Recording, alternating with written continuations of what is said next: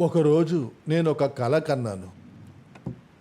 ఈ భూమి నిండా నీకు బోల్డంతమంది పిల్లలు, తరతరాలుగా అందరూ నీలాగానే.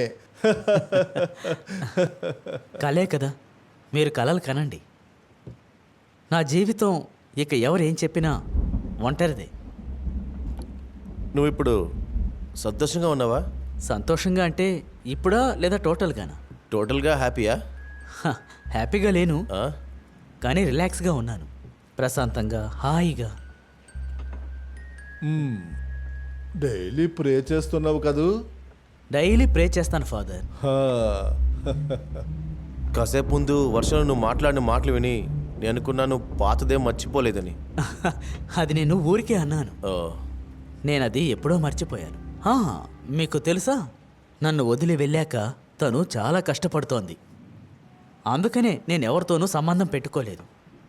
ఎవరో ఒకరు తెలిసిన వాళ్ళు ఏదో ఒకటి అడగాలని, నువ్విప్పుడు ఓకేనా అని అడిగితే అంతటితో అయిపోయినట్టే. ఆ తర్వాత నేను మొదలు పెడతాను, నేనిప్పుడు ఓకేనా, ఓకే కాదా అని. ఎందుకు? కాబట్టి విదేశాలకు వెళ్ళిన తర్వాత ఒక నిర్ణయం తీసుకున్నాను. ఫేస్బుక్ లేకుండా, వాట్సాప్ లేకుండా జీవిస్తే చాలు. ఇప్పుడు నేను ఓకేనే, ఎవరు ఏమడిగినా ఓకే.